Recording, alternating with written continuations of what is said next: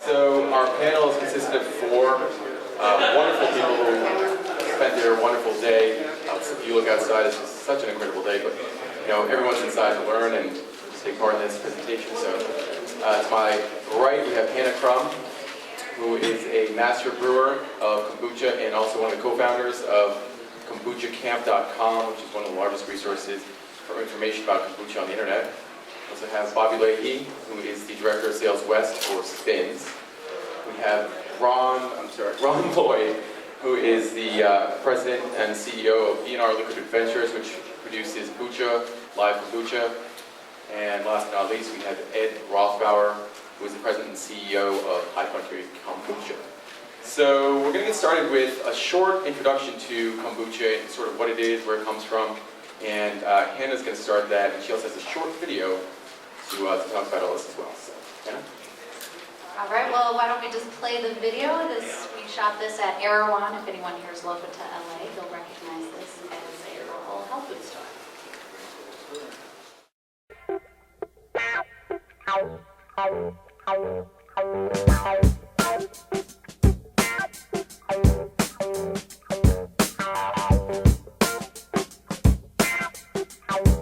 What's your name? My name's Rob. Hey Rob, I'm good. I'm Hannah. Hannah, nice to meet you. You're the kombucha mama, right?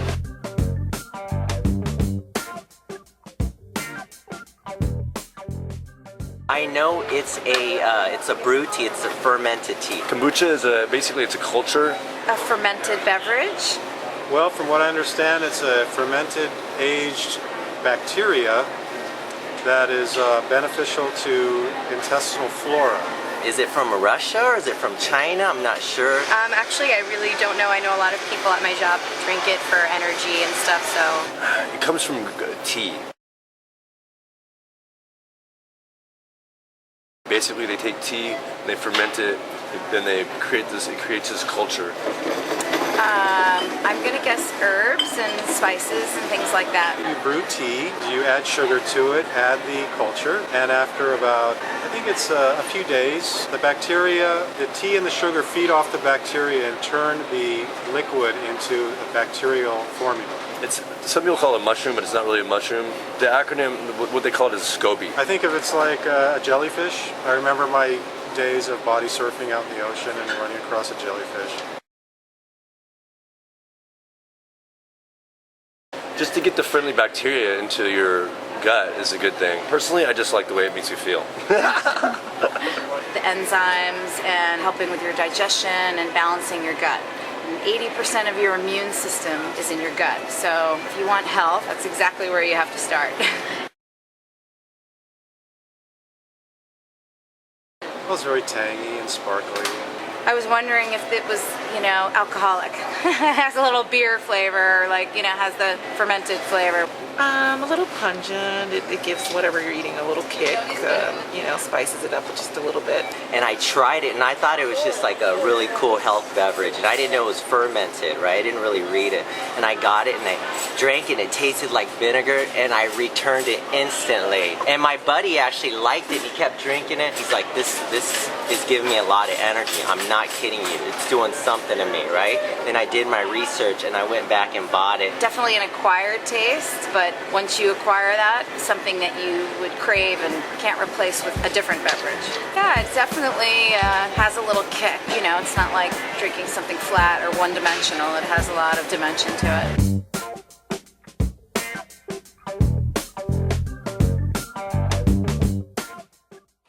That was a really good introduction to what kombucha is and some of the customer reactions to what kombucha is and their initial reactions as well.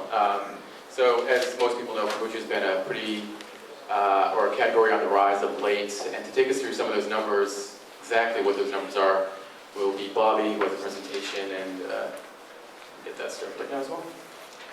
So, my name is Bobbi Leahy. I'm with SPINS, and we track the sale of natural and organic products through both natural and conventional supermarkets.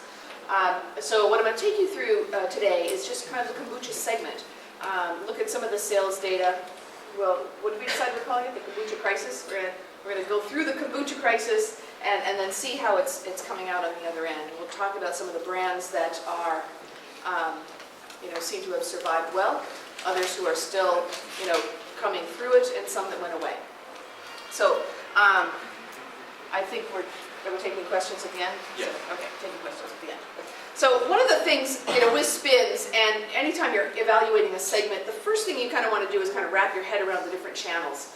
Okay, so at SPINS, we track sales through natural supermarkets, specialty supermarkets, and then conventional supermarkets. And the boxes here kind of talk to the size in terms of ACV, the number of stores, and growth rate. This is just overall. This isn't kombucha. So I think I just wanted to put this up here to kind of level set everyone in terms of what we're talking about. When I talk about kombucha, I'm going to be kind of collapsing these together into one number and one growth, and we're going to kind of look at them all combined. Down below here, we talk about, look at some of the example retailers that we include in the different channels. So, does that include Whole Foods? No, it does not include Whole Foods. SPINS, Whole Foods does not share data with any syndicated house, kind of like Walmart does not share data with any syndicated player, and Trader Joe's as well. So those are the three kind of main gaps. When you look at any of the syndicated data, you're going to want to add that back in. The categories, it's beverage categories. So when we look at beverages, here's how SPINS breaks it out. When we look at kombucha, we're going to be pretty much focusing on the refrigerated juices and functional beverages, as well as shelf-stable. In addition to looking at kombucha as a segment, we're also able to break it down using some attributes, looking at kombucha by flavor, looking at kombucha by size, by packaging, whether it's, as I said, by storage, refrigerated, or shelf-stable. So when we at SPINS track kombucha, we consider that an ingredient. So we're able to key off of kombucha as an ingredient, which is one of the label contents there. And so that allows us to look not only at kombucha within beverages, but kombucha across all different segments. This first slide here kind of talks about kombucha as an ingredient, all the different areas where it is picked up. So you have herbal formulas and herbal singles, so you have herbs and supplements that have kombucha. Refrigerated juices and functional beverages is, of course, the largest in terms, you can see the sales, 2009, 2010, 2011, 2-year growth, and then 1-year growth.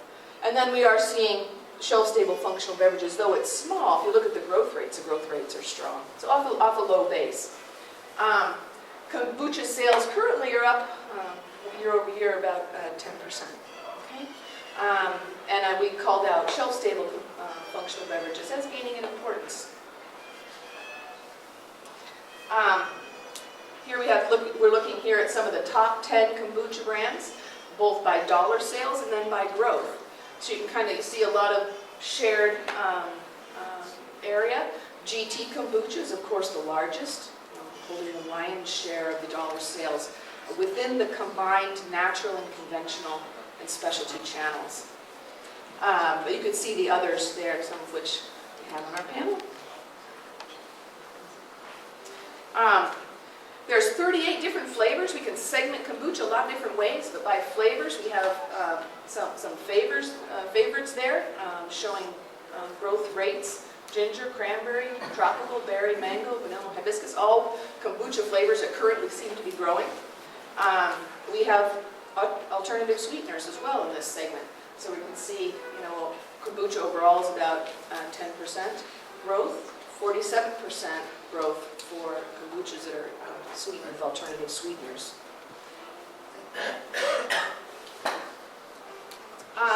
This is kind of a long-term trend of kombucha sales. The purple line on the top is the combined natural, conventional, and specialty channels. So you can see here, we were going great guns with kombucha. Prior to June of 2010, there was a growth rate of about 18%. Here we had the crisis,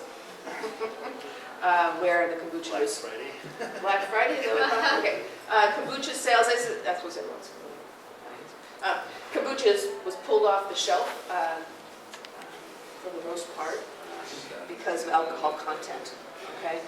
We could see from the graphs, though, as we've gone back, there was probably about 3 or 4 bad months. And then things started to come back.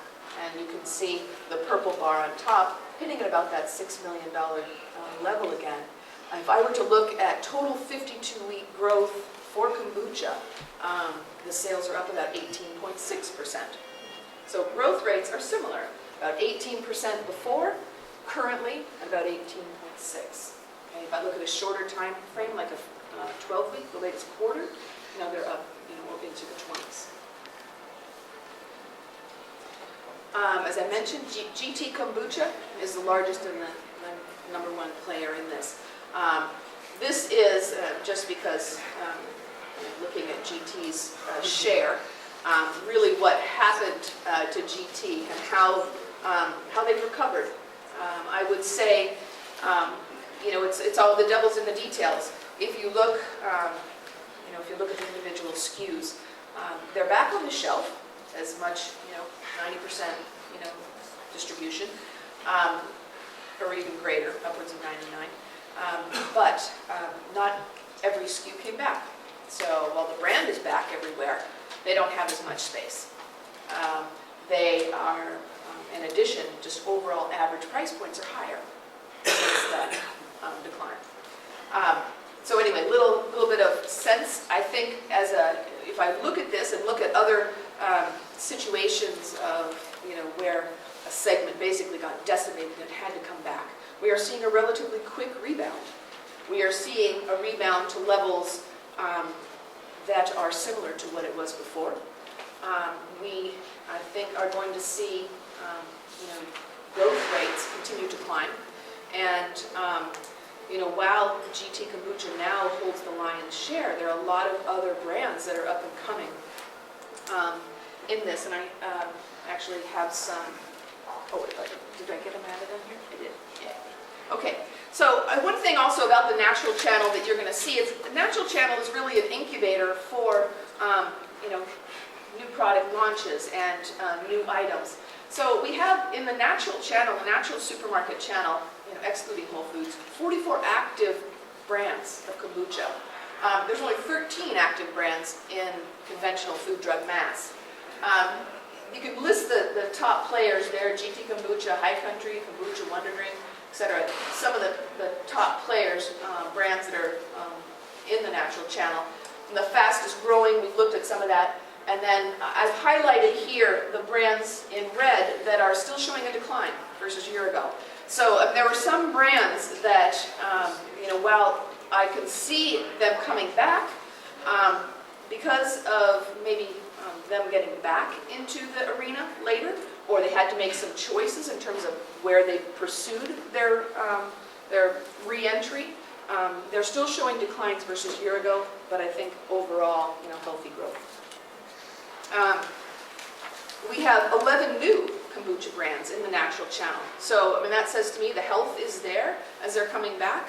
I think I couldn't say right now, we're just doing the coding now of the alcohol versus non-alcohol split. And so we'll be able to soon be able to do that split to see how growth rates are. We have 6 that are no longer scanning. Okay, and I can't tell so much if they're out of business. Maybe they've moved to other channels. All I know is that they're no longer crossing the scanner.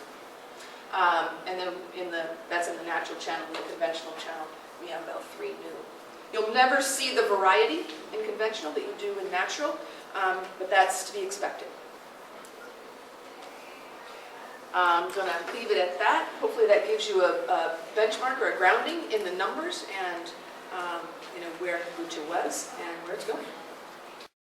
So it's pretty interesting. Kombucha is one of those categories that seems to be growing, but there's still not a lot of awareness and exposure for the ingredient. And one of the biggest questions that's posed out there is, how are consumers going to be educated as to what are the benefits of kombucha and why should I drink this beverage? And a question to pose to the panel is maybe, Hannah, since you're quite the educator when it comes to this ingredient, you can start. What do you think is the best way to sort of have beverage manufacturers or kombucha beverage manufacturers sort of go about educating potential consumers about what kombucha is and why they should drink it? Well, I think we've seen GT's packaging. He's made a lot of health claims on his packaging that I think this is most people's initial experience with kombucha is through a GT's kombucha, so they've already read kind of some of the health claims that are out there.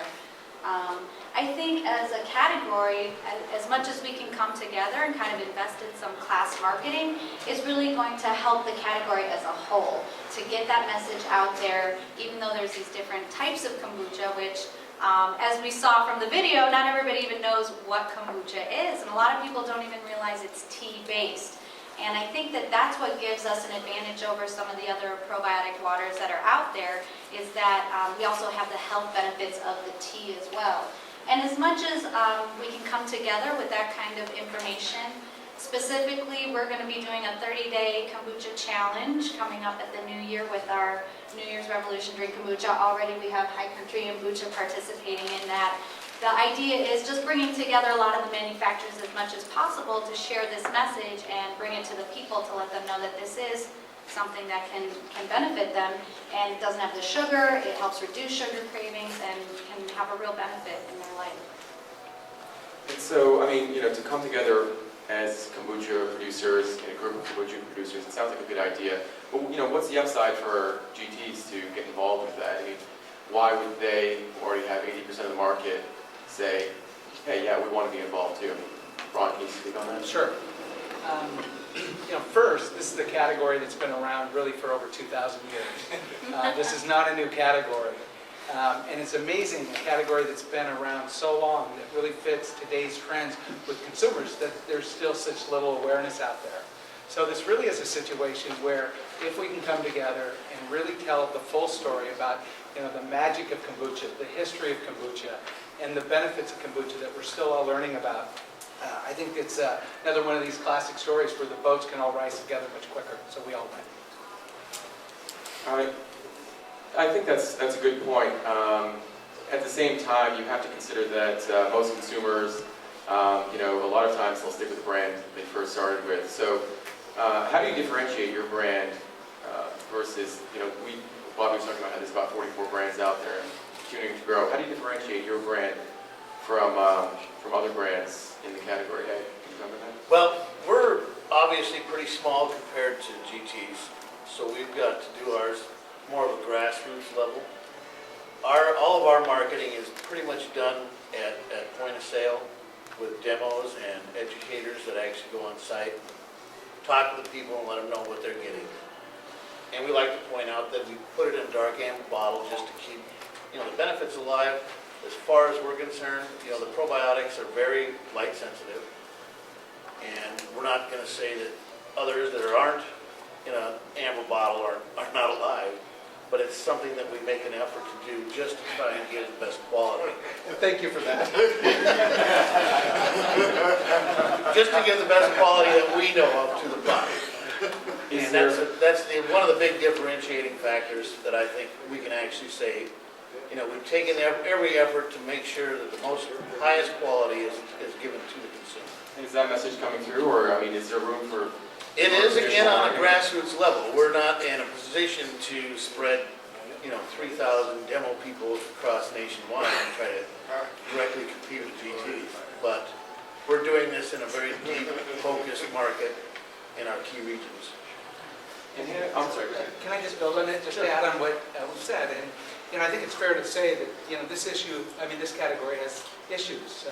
Having gone through the crisis, as you call it, I call it the rebuilding and the recovery now that we've all learned together in this process. But there are things that, as an industry, we're just doing better and we're a whole lot smarter out there. And some of the things we're just being much more responsible. And that's something we as a group should have been doing sooner. And I think we're all cooperate. We're all going to do it better and self-regulate and so forth. But to talk about differentiating, I fully agree with what Ed is saying. I really think this is the classic story of one consumer at a time, one bottle at a time.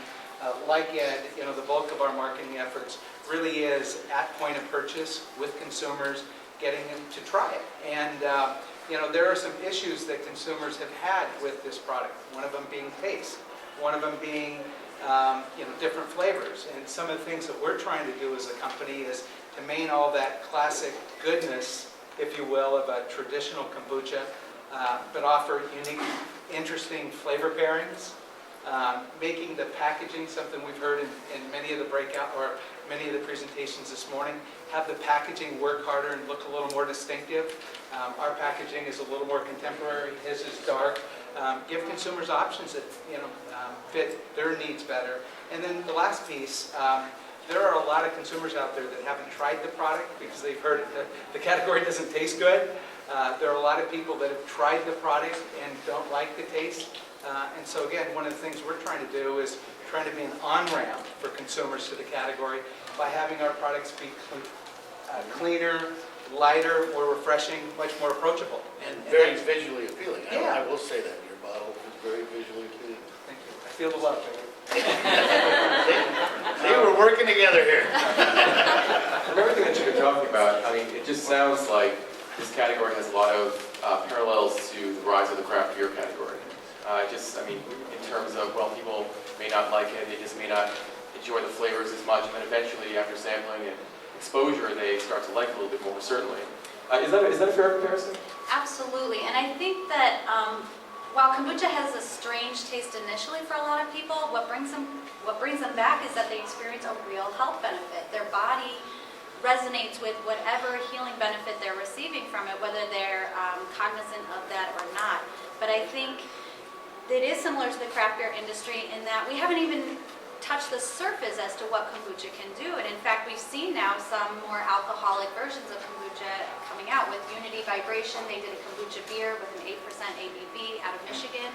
Also Beyond Kombucha, which is the first over 21 kombucha in New York State, they're mixing in some brewer's yeast and taking the kombucha in a different direction. So there's going to be, I think, a lot of possibilities for everyone in the category, whether we're going to a higher alcohol value or keeping it under 0.5%, which honestly is kind of an arbitrary value that they put forth in the Volstead Act at Prohibition. I think hopefully long term we can raise some awareness in terms of more of a healthy low alcohol category. I think alcohol is poorly understood in this country. We still have a lot of misinformation from the Prohibition era, and that as much as we can educate everyone as to these, although sometimes there's a low amount of alcohol that's produced as a byproduct of the fermentation process, kombucha is actually a liver detox, so it's doing the adverse of what you would think of a traditional alcohol would be doing to the body. And so, Bobbi, when Hannah was talking about how there's a lot of those products out there that do have higher amounts of alcohol, kombucha products that have higher amounts of alcohol. From your perspective, is there going to be a little bit more growth in the alcoholic or the higher alcohol products, or is the growth in the lower alcohol and I non-alcohol? think that's yet to be seen. It's a great question. Right now, we're just coding. All the brands are kind of sussing out, getting, laying staking their claim, getting it out there. And Hannah's going to help us do that coding. I mean, at SPINS, we'll take it item by item, and each will be assigned an alcohol, non-alcohol, over 21, under 21, however you want to call it. And then we'll be able to start taking the sales for those two groups and looking at them and saying, okay, well, what's resonating with the consumers? Where are they pulling? I mean, there's always going to be more, in the natural channel. They're more risk takers. They're going to take it. I mean, man, if you want alcohol, go drink NyQuil. I mean, this isn't the big, alcohol content. Less bang for the buck. So, I think once we can code it, we'll be able to see and have more of a prediction as to where it's going. Well, even some of the companies you listed, for instance, Captured by Porches is an over 21 kombucha, and that was one you're showing as trending as one of the higher growth. So when I've spoken to companies that are doing over 21 kombuchas, when their product is placed next to the regular kombuchas on the shelf, they do great. When they're stuck over in the beer section, they have a much harder time. And so it's really about educating the consumer about those different segments, as well as the distributors. And I think the beer industry is starting to wake up and have more interest in it. We've seen some kombucha beers from Lambruscha, which is brewed in Belgium, as well as Budweiser now owns Goose Island, and they make Fleur, which is a hibiscus tea kombucha beer, and they're kind of in that lambic style. I think that's where we, if we're going to go into an alcohol, we need to identify that this is not something brand new and unique. We haven't invented the wheel. The lambic beers, there's been so many things that are just that close to kombucha.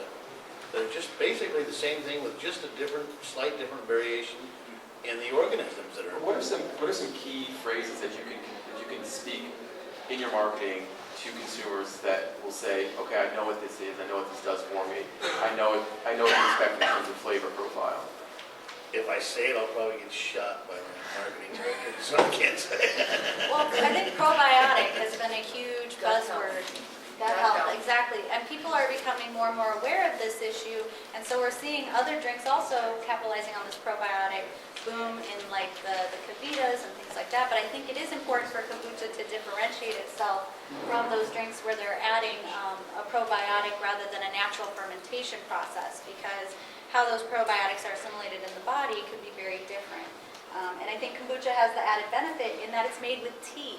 Tea already has a lot of health benefits, whereas a lot of the probiotic drinks are water-based. Water is good for you, but it doesn't have nearly the same type of profile that tea does. Or maybe identify it as more of an active alcoholic beverage. Something for people on the go, or people that don't want to get hammered or get drunk, but just want to. And we've I don't know, seen a you lot No, of in Germany they mix their beer with lemonade for half the season, just to cut their alcohol intake down, but they can still drink beer. And kombucha is hugely popular in Germany. It is. And, yeah. Well, this is the most unique category I've ever worked on. And I'll tell you, having been in the beverage space for over 25 years across, the wine business, the water business, Capri Sun, Kool-Aid, I've covered pretty much the gamut. And it's really interesting. Every time I go out to an event or host a demo, it's amazing what consumers come up and say to me, and I'm sure you've run into this ad, and all of you out there. Everybody has their own reason for why they're drinking this stuff. And the truth is,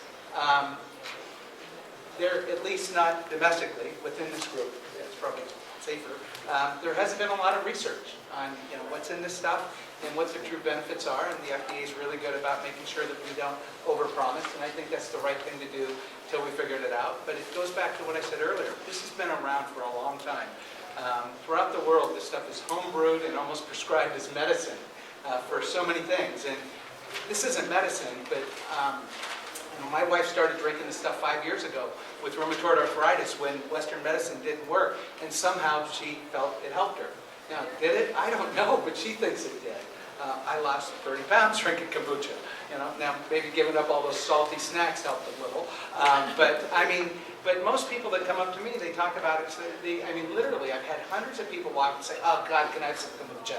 I have an upset stomach." And it goes back to what you said, this whole gut health thing. I don't know the specifics. I'm not going to make any claims. On our package, we don't make any claims, but there's just something magical about it, and we as an industry have to figure that out. Well, that's an interesting point that you don't make any of your own claims, because lately we've had the coconut water category may have gotten into a little bit of trouble, also Palm Wonderful. But both of those categories have benefited from sort of entertainment aspect, where you see a lot of celebrities and athletes drinking these types of products. But where does that sort of fit in for kombucha? Can you convince celebrities and athletes to sort of support your product? Absolutely. There are celebrities who drink kombucha. We, anytime it comes up on Twitter or Facebook or whatever, we're capturing all those moments that people are seeing drinking kombuchas. Also, it's a great post-recovery drink, post-workout drink. So I think, straying away from something that's more artificial and has a lot of sugar in it, because it also helps curb sugar cravings. I think if we can educate some athletes, it may be something that they find really beneficial. I know some Olympians who are training also use kombucha as a recovery drink. Do you think that's a real possibility? Oh, and some of the celebrities haven't been such a good thing for the kombucha industry. Lindsay Lohan's run wasn't real big for the industry during the alcohol withdrawal, but we've had some others. We've got local athletes. There's the guy that's won the Ironman 2 times, the last 2 times, Josiah Mida. He's got our logo all over his stuff, and we've never paid him $1 of sponsorship. He just loves our tea that much. When runners find it's a real benefit, we have an article on Kombucha Kamp on our blog where we talk to different runners who say it really helps with their joint health. A lot of people find it helps with knees in particular. which is something runners have trouble with. And so it is something that people who are athletes are using already as a recovery drink and to help their joints through that process. One more question, and we'll open up to questions from the audience. So how can kombucha compete with some of these other functional ingredients and healthy ingredients that are appearing almost every day in beverages and foods? You see chia, coconut water, aloe is getting really big.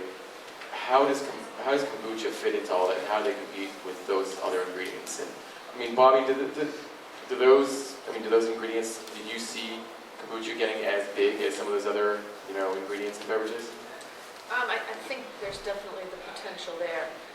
Some of the functional ingredients that we track, kombucha really has it over on them so much more. They're not just a fruit with good antioxidant powers. They have other health benefits and a variety of health benefits, different health benefits. So I think there's so much more to say about kombucha. I think it really has greater legs than some of the other functional ingredients that we track. It does need an education program. There is going to need to be an education because it's taken a hit and it's coming back. But it's all about trial, getting people to try it, and not just try it once because there's some hesitation, but come back again and again. And there definitely are trial programs. You can get out there and do it. I mean, it's an investment, but it's what's going to take this segment, I think, to the next level. That's why I think the point of sale education is the most important thing that we can do. Well, and we've seen a lot of those ingredients already absorbed into the kombucha line. We've got the chia kombuchas from GT's. High Country has an aloe kombucha. So We had it before aloe was big. So these are already ingredients. These are ingredients that can already be incorporated into the kombucha category. Yeah, and let's face it, this category has real staying power. 2,200 years. I mean, it's new to our backyard. Brand new. But the rest of the world has been drinking this for over 2,000 years, and they do it every single day. And I guess maybe I'm too close to it, but I don't see us as an ingredient. I really see this as kind of the whole deal that fits exactly what, at least what I think our target consumer is, what they're looking for in a beverage. And not just the functional benefits that we're trying to understand, but just the feel-good benefits and just the philosophy of when you read that ingredient panel and you look at the carbs and the natural low in sugar and the tea and the live probiotics and all this third-party validation that is, it's the whole package. That's right. Well, I call it kombucha lifestyle, and that's part of the 30-day kombucha challenge. Swap your soda, see what happens. Kombucha is something that people view as expensive and as a treat, and so they'll buy one and chug it down right away. But really, it's best consumed as a tonic, small doses on a daily basis. And when you consume it in that way, you receive micronutrients, so nutrients that benefit your body that don't end up just being flushed out because your body can't hang on to them. But it's helpful to have a small amount on a daily basis, which I think is something that other people have experienced. Okay, we can take some questions from the audience. There really is live probiotic, and that it's not regulated. Nobody knows whether it's pasteurized or not. I don't know if you have any comments I about can that. take that one. There are some kombuchas that elect to pasteurize their product and some don't. And so it's buyer beware, call the company, find out which ones. I know us on the panel, all of our products are live, but I'm not going to do it, but there's other kombuchas out there that are pasteurized. And, internally we say they're dead. Now, they're not going to say they're dead, but, I don't know, they're not alive. So, Well, it's a trade-off. Do you want shelf-stable, or do you want, and kombucha actually is a shelf-stable, and so is High Country, under 0.5%. And I think that was kind of an initial thought process for some of those companies for the shelf-stable aspect of it. just clarify, ours is not shelf-stable. Neither is it. Oh, No, ours has to stay refrigerated. oh, Yeah, I see, okay. that's what that, Ours gets way too active. It's way too active. But I could name some others if you okay, would got like. it. Look, I'm learning something about the beverage industry and the nomenclature. Yep. You might like it better in a week, but it's not shelf-stable by low alcohol standard. Okay, got it. Thank you. Kind of as a follow-up to that, there are different levels of pasteurization, correct? There's full pasteurization, there's flash pasteurization. And I guess I'm curious how prevalent the flash is within the industry. And also, what's the real process change to have mitigated the alcohol and growth over the .05? I'll take that. The difference between flash pasteurization and full pasteurization is there is no difference when it comes to kombucha, because the probiotics are so heat sensitive that unless you've got something that was generated to withstand high heat like that, any pasteurization is going to kill it. As far as us, we only had a couple flavors, and it was due to the herbal additives that went over the 0.5% alcohol. So we just modified our herbal ingredients to keep the product under 0.5 and made sure we were very firm with the handling requirements of our distributors to keep it refrigerated. Because it will, if ambient for a few days, it will start elevating over the 0.5% alcohol. Okay, I think we have a question over here. How much caffeine remains in the kombucha after fermentation? I can only say for ours, because that's the only one I've tested, but it's less than 10 milligrams. Per your entire bottle? Yes. Yeah, and to put it in perspective, ours is about 10% of a cup of coffee. I think that's 11 milligrams. Yeah. Is that right? Somebody correct me, but right around there. Yeah, that's right. The number I know that's right is we're 10, 11% of a cup of coffee. So not a whole lot. It's not a whole lot, but I have a quick question about the introduction of Celestial Seasonings into the category with their shot. Is that another sort of avenue for growth in the category as sort of an alternative to caffeine, especially considering that kombucha has trace amounts of caffeine? I really don't know how that's going to make it. I've kind of watched it, and I don't really see the movement on it. And, you know, they've taken a product, something that actually lowers caffeine, and you get a probiotic that feeds on caffeine, then add caffeine to it and put it in a bottle. It doesn't make any sense to me. Well, I don't understand it. Well, I think the bigger question you're asking is, or the answer I'd like to give is, I think innovation is very good for this category. I don't think there's been a lot of innovation yet. Probably the greatest innovation is what GT Dave's recently did by Chia. And I think that's going to just touch the surface of what I know we're thinking about as a company. And I'm sure you've got some stuff hidden in the back of your head somewhere. But I just think there's so much opportunity when you think about this total beverage space and providing, all family beverages. Because right now kombucha, for the most part, it's not being consumed by kids and all family. It's a pretty tight, demographic and user base. And I think with some new ideas and coming to the table, I think it's really going to expand the user base and really drive the story about what the category is, why it's good, why you should consume it, not just for me and certain usage occasions, but all day and all family. And I think that's coming down the pipe. Okay, I think we have time for one or two more questions in the back. I'm sorry, go first. I just like to sort of make a comment about a question about caffeine. And that really depends on your fermentation symbiosis, what's happening with the caffeine, how much is left after the fermentation process and how long it's fermented, because caffeine actually changes during the fermentation process. So it really depends on the symbiosis used and bacteria and yeast in that symbiosis that you may have next to no observable caffeine, you may have some. Okay, and Roy next. I believe part of educating the customer is proving the benefits of the beverage itself. Have any of you performed any clinical trials? If so, what were your results?